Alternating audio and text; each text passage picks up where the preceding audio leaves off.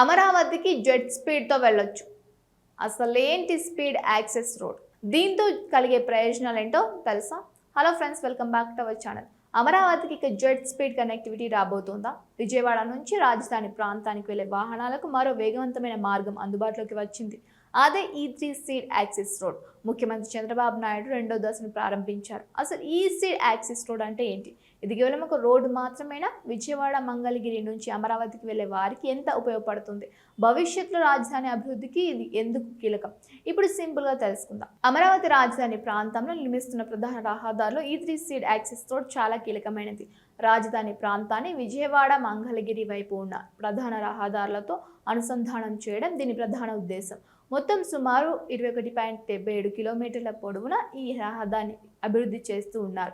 దాదాపు 1519 కోట్ల వ్యయంతో నిర్మిస్తున్న ఈ రోడ్డు 60 కిలోమీటర్ల వెడల్పుతో ఉంది. ప్రధాన క్యారేజ్ వైపుతో పాటు సర్వీస్ రోడ్లు, భవిష్యత్తులో బీఆర్టీఎస్ వంటి ప్రజా రవాణా సదుపాయాలకు కూడా అవకాశం ఉండేలా ప్రణాళిక రూపొందించారు. ఇక ఈ రోడ్లో ఇప్పుడు అందుబాటులోకి వచ్చిన కీలకమైన భాగం బంకింగ్హామ్ కెనాల్పై నిర్మించిన స్టీల్ బ్రిడ్జ్. సుమారు 82 కోట్లతో నిర్మించిన ఈ వంతెన 478 మీటర్ల పొడవుతో 4 వరుసలుగా ఉంది. దీనివల్ల విజయవాడ మంగళగిరి వైపు నుంచి వచ్చే వాహనాలు స్పీడ్ యాక్సెస్ రోడ్డులోకి మరింత వేగంగా చేరుకునే అవకాశం ఉంటుంది. ఇప్పటి వరకు కరకట్ట రోడ్డుపై ఆధారపడుతున్న వాహనాల్లో కొంత ట్రాఫిక్ కొత్త మార్గం వైపు మళ్లే అవకాశం ఉంది. దీంతో కరకట్ట రోడ్డుపై కూడా ట్రాఫిక్ ఒత్తిడి తగ్గే అవకాశం ఉంది. అయితే ఈ రోడ్డు వల్ల ప్రయోజనం కేవలం విజయవాడ నుంచి అమరావతికి వెళ్లే ప్రయాణికులకే కాదు, రాజధాని ప్రాంతంలో భవిష్యత్తులో ఏర్పడే కీలక ప్రభుత్వ పరిపాలనా కేంద్రాలకు కూడా మెరుగైన కనెక్టివిటీ లభించనుంది. హైకోర్టు, సచివాలయం, మంత్రుల నివాసాలు, ఎమ్మెల్యేల నివాసాలు, ఉద్యోగుల క్వార్టర్లు, పరేడ్ గ్రౌండ్ వంటి ప్రాంతాలకు చేరుకోవడానికి రోడ్డు వ్యవస్థ ఉపయోగపడేలా ప్రణాళిక చేస్తూ ఉన్నారు. అంటే అమరావతి నగరం విస్తరించే కొద్దీ పెరిగే ట్రాఫిక్ని ముందుగానే దృష్టిలో పెట్టుకొని ఈ రహదారిని నిర్మిస్తున్నారన్నమాట. ఇంకో ప్రత్యేకత ఏమిటంటే ఇది కేవలం వాహనాల కోసం మాత్రమే రూపొందిస్తున్న రోడ్డు కాదు. Cycle track, footpath, green belt వంటి సదుపాయాలు కూడా ఏర్పాటు చేయాలనే ప్రణాళిక ఉంది. దీంతో భవిష్యత్తులో అమరావతి రవాణా వ్యవస్థలో ఈ కారిడార్ ఒక ముఖ్యమైన భాగంగా మారే అవకాశం ఉంది. అయితే ఈ రోడ్ నిర్మాణం అంత సులభంగా పూర్తి కాలేదు. బంకింగ్హామ్ కెనాల్, కొండవీటి వాగు వంటి నీటి మార్గాలపై వంతెనలు నిర్మించాల్సి వచ్చింది. మరోవైపు భూసేకరణ కూడా ఒక ప్రధాన సవాలుగా నిలిచింది. కొన్ని ప్రాంతాల్లో రైతులతో చర్చలు జరిపి భూములు సమీకరించగా, మరికొన్ని చోట్ల భూసేకరణ అంశాలు కోర్టుల వరకు వెళ్లడంతో పనులు ఆలస్యమయ్యాయి.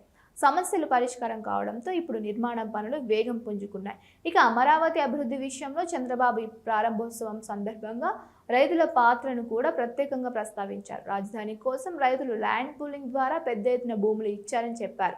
ప్రభుత్వం ఇచ్చిన పిలుపుకు స్పందించి సుమారు 29,000 మంది రైతులు 33,000 ఎకరాల భూములు ఇచ్చేందుకు ముందుకు వచ్చారని చంద్రబాబు చెప్పారు.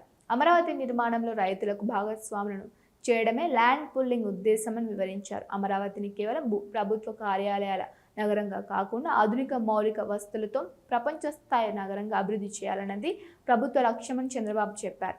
నీటి సమస్యలు లేకుండా, విద్యుత్ వైర్లు, స్తంభాలు బయటకు కనిపించకుండా భూగర్భ మౌలిక వస్తువులు ఏర్పాట్లు చేయాలని ప్రణాళికలు ఉన్నాయని తెలిపారు.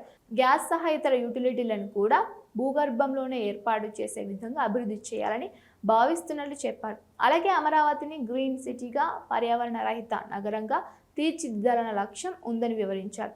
ఇక ఈ సీడ్ యాక్సిస్ రోడ్ పూర్తి స్థాయిలో అందుబాటులోకి వస్తే విజయవాడ మంగళగిరి వైపు నుంచి అమరావతి వరకు రాకపోకలు మరింత సులభం కావచ్చు. రాజధాని ప్రాంతాల్లో కొత్తగా నిర్మించే ప్రభుత్వ భవనాలు, నివాస ప్రాంతాలు, వాణిజ్య కేంద్రాలు, ఇతర మౌలిక వస్తువులకు కూడా ఈ రహదారి కీలక కనెక్టివిటీగా మారే అవకాశం ఉంది. ముఖ్యంగా అమరావతి విస్తరించే కొద్దీ పెరిగే వాహన రద్దీని తట్టుకోవడానికి ముందుగానే ఇలాంటి విస్తృతమైన రహదారి వ్యవస్థను సిద్ధం చేయడం ప్రాధాన్యతగా సంతరించుకుంది.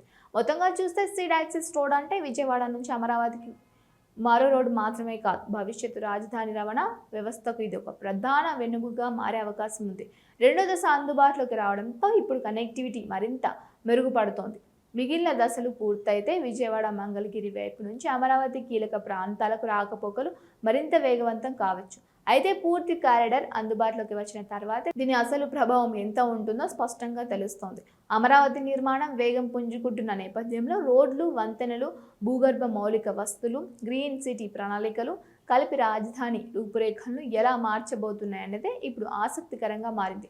ఇలాంటి అమరావతి ఏపీ అభివృద్ధి కొత్త ప్రాజెక్టుల తాజా అప్డేట్స్ కోసం మా ఛానల్ వెంటనే సబ్స్క్రైబ్ చేసుకొని ఈ వీడియో నచ్చితే లైక్ చేయండి, మీ ఫ్రెండ్స్తో ఫ్యామిలీతో షేర్ చేయండి. Thank you for watching.